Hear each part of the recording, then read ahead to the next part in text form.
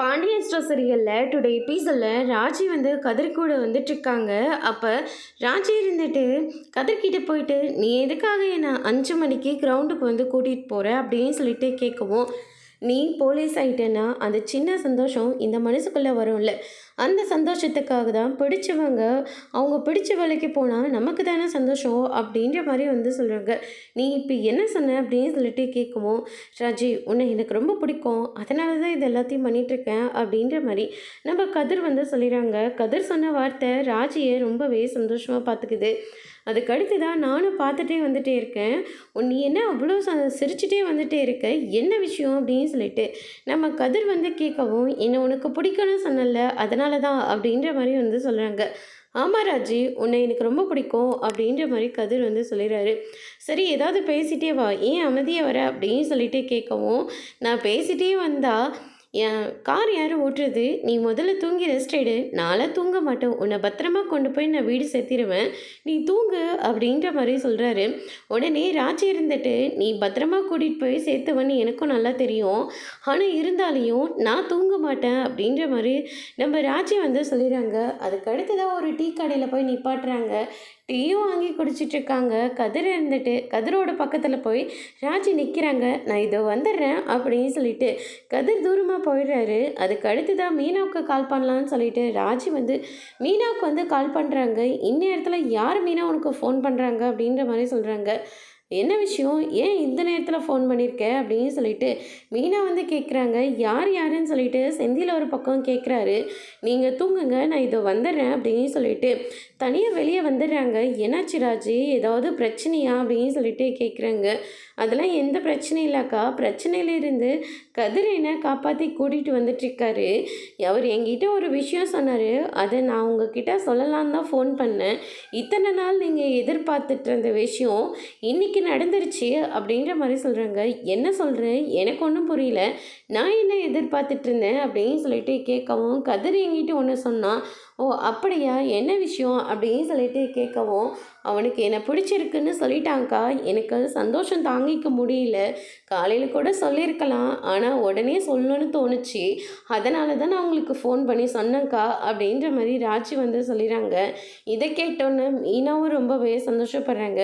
சரி சேஃபாக வாங்க அப்படின்னு சொல்லிட்டு மீனா தூங்க போகிறாங்க. யார் யாருன்னு சொல்லிட்டு இந்த பக்கம் செந்தில் வந்து கேட்குறாங்க. பேசாமல் படுத்து தூங்குங்க அப்படின்னு சொல்லிட்டு மீனா தூங்க போகிறாங்க. அதுக்கு அடுத்ததாக செந்தில் இருந்துட்டு இந்நேரத்துக்கு யாராக இருக்கும், அது ரூமை விட்டு தனியாக போய் பேசுகிறா, யாராக இருக்கும் அப்படின்னு சொல்லிட்டு யோசிக்க ஆரம்பிக்கிறாங்க. சரி ஃபோன் எடுத்தே பார்த்துடலாம் அப்படின்னு சொல்லிட்டு மீனாவுக்கு தெரியாமல் ஃபோனை எடுத்து பார்க்குறாங்க. அதில் ராஜின்னு இருக்குது. ராஜி தானா அப்படின்னு சொல்லிட்டு அசாத ஃபோன் வச்சிடுறாங்க. என்னங்க செக் பண்ணி முடிச்சிட்டிங்களா அப்படின்னு சொல்லிட்டு மீனா வந்து கேட்குறாங்க. என்னங்க சந்தேகப்படுறீங்களா, சி நான் போய் இதுக்காக சந்தேகப்படுறேன், யாராக இருக்குன்னு கொஞ்சம் பயந்து போனால் அவ்வளோதான் அப்படின்னு சொல்லிட்டு செந்தில் வந்து தூங்க போயிடுறாங்க. அதுக்கு அடுத்த நாள் நம்ம ராஜியும் கதிரும் வீட்டுக்கு வராங்க. அங்கே பாருங்க அப்படின்ற மாதிரி சொல்கிறாங்க. அன்னி கோலம் போட்டுட்ருக்காங்க, அது தெரியுங்க, கோலம் போட்டுட்ருக்காங்க. சென்னையில் நடந்த எல்லா விஷயத்தையும் கேட்பாங்க போல இருக்கு. வீரப்பா கிளம்பி போனேன், ஆனால் இப்போ வெறுங்கையே வந்திருக்குன்னு சொல்லி கிண்டல் பண்ணுவாங்களோன்னு ரொம்ப பயமாக இருக்குங்க. பண்ண தான் செய்வாங்க, உண்மையை சொல்கிறதும் சொல்லாதும் உன்னுடைய விருப்பம், நான் வந்து சொல்கிறதும் சொல்லாதும் என்னுடைய விருப்பம் அப்படின்ற மாதிரி சொல்லிட்டு வீட்டுக்குள்ளே என்ட்ரு ஆகுறாங்க. ஆனால் மயில இருந்துட்டு ராஜி நீயுமா, ஆமாம் போன காம்படிஷன் அதுக்குள்ளவா முடிஞ்சிருச்சு அப்படின்னு சொல்லிட்டு தங்கமயில் வந்து கேட்குறாங்க. அண்ணி உள்ளே வந்தீங்கன்னா எல்லாருக்கும் சேர்த்து வச்சே நான் பதில் சொல்லிடுவேன், ஏன்னா இப்போ உங்களுக்கு தனியாக வீட்டுக்குள்ளே போனால் அவங்க எல்லாருமே கேட்பாங்க, அதனால் நீங்களும் உள்ளே வந்தீங்கன்னா உங்களுக்கும் சொன்ன மாதிரி ஆச்சு, அவங்களுக்கும் சொன்ன மாதிரி ஆச்சு இல்லை அப்படின்ற மாதிரி கதிர் வந்து சொல்லிடுறாரு. அதுக்கு அடுத்ததாக சரி வாங்க போகலாம் அப்படின்னு சொல்லிட்டு உள்ளே கூட்டிகிட்டு போகிறாங்க. வீட்டில் இருக்கிறவங்க எல்லாருமே ராஜியை பார்த்தோன்னா பயங்கரமாக ஷாக் ஆகுறாங்க.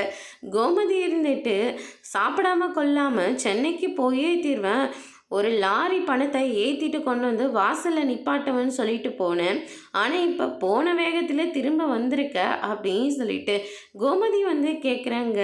அதுக்கு அடுத்ததாக ராஜி இருந்துட்டு நான் இந்த காம்படிஷன்லேயே கலந்துக்கவே இல்லை அப்படின்ற மாதிரி சொல்கிறாங்க. எல்லாருமே ஷாக் ஆகுறாங்க. என்னாச்சு அப்படின்னு சொல்லிட்டு கேட்கவும் உண்மையை சொல்ல வராங்க. ஆனால் அதுக்குள்ளே நம்ம கதிர் இருந்துட்டு மாமாத்தெல்லாம் சொன்னாங்க வேண்டான்னு சொல்லி, அதையும் மீறி இந்த காம்படிஷனில் கலக்க எனக்கு விருப்பம் இல்லை, என்னை வந்து கூட்டிகிட்டு போறியான்னு சொல்லி கேட்டா, அதனால தான் நான் போய் கூட்டிகிட்டு வந்தேன் அப்படின்ற மாதிரி சொல்கிறாங்க. இதை கேட்டோன்னே பாண்டியன் இருந்துட்டு, நீ இப்போ திரும்ப வந்ததில் எனக்கு ரொம்ப சந்தோஷமா, ஏதோ வீட்டை மதித்து சொன்ன பேச்சை கேட்குறியே அப்படின்னு சொல்லிட்டு பாண்டியன் வந்து சொல்கிறாங்க.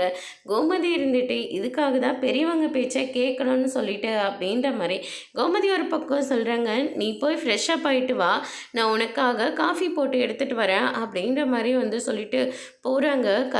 ராஜி இருந்துட்டு ரூமுக்கு போயிட்டு புலம்பிட்டு இருக்காங்க.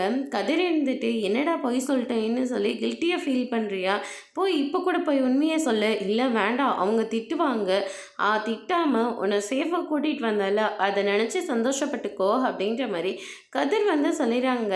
சரி ஓகே, நான் பண்ணது எல்லாமே தப்பு தான் அப்படின்னு சொல்லிட்டு ராஜி வந்து மறுபடியும் மன்னிப்பு கேட்குறாங்க. அதுக்கு அடுத்து தான் வந்து பார்த்திங்கன்னா மீனாவும் அரசியும் ராஜியோட ரூமுக்கு வராங்க. என்னாச்சு அப்படின்னு சொல்லிட்டு கேட்கவும், அதுக்கு அடுத்து தான் ராஜி வந்து அங்கே நடந்த எல்லா விஷயத்தையுமே சொல்கிறாங்க. இதை கேட்டோன்னே மீனாவும் அரசியும் பயங்கரமாக ஷாக் ஆகுறாங்க. அது டுபாக்கூர் கம்பெனின்னு நான் இங்கே இருக்கிற போதே சொன்னல, ஆனால் நீ தானே பிடிவாதமாக கிளம்பி போனேன், அந்த ப்ரைஸை பார்த்து தான்க்கா நான் போனேன், ஆனால் இங்கே இப்படியெல்லாம் நடக்கணும்னா கொஞ்சம் கூட எதிர்பார்க்கவே இல்லை. ஆமாம், கதிர்கிட்ட நீ ஃபோன் பண்ணி சொன்னியா அப்படின்னு சொல்லிட்டு கேட்ட உடனே, நான் அவங்ககிட்ட சொல்லலைக்கா, ஆனால் அவனுக்கு ஏதோ தப்பாக பட்டிருக்கு, அதனால தான் வந்து கூட்டிகிட்டு வந்துட்டான் அப்படின்ற மாதிரி சாட்சி வந்து சொல்லிடுறாங்க. ஓ, இதுதான் ஒருதலை காதலா அப்படின்னு சொல்லிட்டு ரொம்பவே ராஜியை போட்டு கலாய்ச்சிட்ருக்காங்க நம்ம மீனா இருந்துட்டு. அரசு இருந்துட்டு நீங்கள் உண்மையை சொல்லியிருக்கலாம்ல அப்படின்னு சொல்லிட்டு கேட்ட உடனே, உனக்கு எப்படி நடந்ததோ அதே தான் ராஜுக்கும் நடந்திருக்கும், எல்லாரும் பிடிச்சி ராஜியை திட்டியிருப்பாங்க, அதனால தான் கதிர் வந்து ராஜி திட்டக்கூடாதுன்றதுனால பொய் சொல்லிட்டான் அப்படின்ற மாதிரி நம்ம மீனை வந்து சொல்லி சமாளிக்கிறாங்க. அதுக்கு அடுத்து தான் வந்து பார்த்திங்கன்னா இந்த பக்கம் நம்ம செந்தில் இருந்துட்டு வேலைக்கு டைம் ஆச்சுன்னு சொல்லிட்டு ஹார்ன் அடிச்சுட்டே இருக்காங்க. ஏங்க, நீங்கள் கரெக்டான டைமுக்கு ஆஃபீஸ்க்கு போகிறதுக்கே என்னை 20 நிமிஷத்துக்கு முன்னாடியே போய் இறக்கி விட்டுறீங்க, நான் தான் போய் கதவை திறந்து கூட்டி பெருக்கிற மாதிரி ஆயிட்டேன் அப்படின்ற மாதிரி வந்து சொல்லிடுறாங்க. சரி வா போகலாம், டைம் ஆகுது அப்படின்னு சொல்லிட்டு கூட்டிகிட்டு போகிறாங்க. ஆமாம், அந்த ஃபோன் விஷயத்தை நம்ம அப்படியே விட்டுட்டோமே அப்படின்னு சொல்லிட்டு, ஏங்க உங்களுக்கு ஒரு விஷயம் தெரியுமா, என் ஃப்ரெண்டு இருக்கால, ஆமாம் அவங்க ரொம்ப அழகாக இருப்பாங்க, எப்போ பாரு சிரிச்சுக்கிட்டே இருப்பாங்க அப்படின்னு சொல்லிட்டு அவங்கள பற்றின ஃபுல் டீட்டெயில்ஸை நம்ம செந்தில் வந்து சொல்கிறாங்க.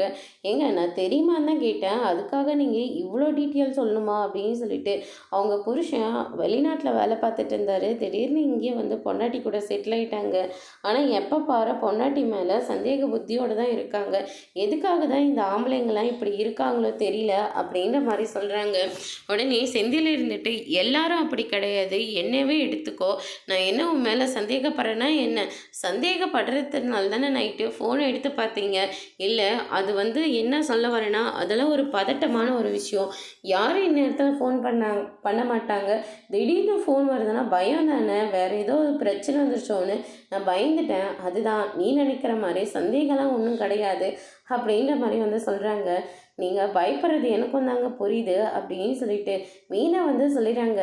அதுக்கு அடுத்து தான் வந்து பார்த்திங்கன்னா, சரி ஒரு 200 கிடைக்குமா, எதுக்குங்க, எல்லாரும் பிரேக் ஃபேரியில் வடை வாங்கி சாப்பிட்றாங்க, டீ குடிக்கிறாங்க, அவங்களுக்கு என்ன தேவையோ அது எல்லாத்தையும் செஞ்சுக்கிறாங்க, ஆனால் நம்ம சாப்பிட்றதுக்கு போனதான் கொடுக்க பணம் இல்லை அப்படின்ற மாதிரி சொல்கிறாங்க.